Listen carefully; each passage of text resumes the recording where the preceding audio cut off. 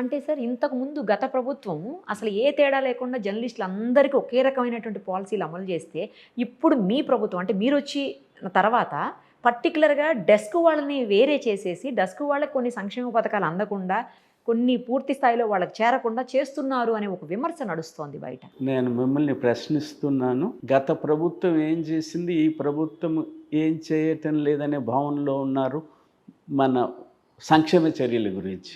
Health వర్తిస్తుంది okay sir. అందరికీ. నేను చెప్పిన ఇది ఈ సబ్ ఎడిటర్స్కే కాదు, desk includes proof readers, desk includes librarian, desk includes cartoonist, photographer. Working journalist definition కిందికి సబ్ ఎడిటర్స్ వస్తారా రారా?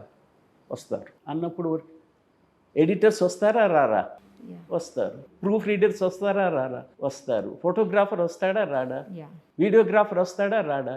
అసలు వాళ్ళకి చట్టం అంటే కూడా డెఫినేషన్స్ తెలియదు అందరికీ. గత ప్రభుత్వం ఇచ్చిన దానికన్నా ఇప్పుడు రేవంత్ రెడ్డి గారి ప్రభుత్వము, సమాచార శాఖ మంత్రి పొంగులేటి శ్రీనివాసరెడ్డి గారు దీర్ఘ చర్చలు చేస్తున్నారు. ఓకే. వారికన్నా మించిన సంక్షేమ చర్యలు ఈ రాష్ట్ర ప్రభుత్వంలో చేపట్టాలంటున్నారు. ఏ ఒక్క సంక్షేమ చర్య అయినా ఒక వర్గానికి కాదు, వర్కింగ్ జర్నలిస్ట్ యాక్ట్లో ఉన్న అందరికీ వర్తిస్తుంది.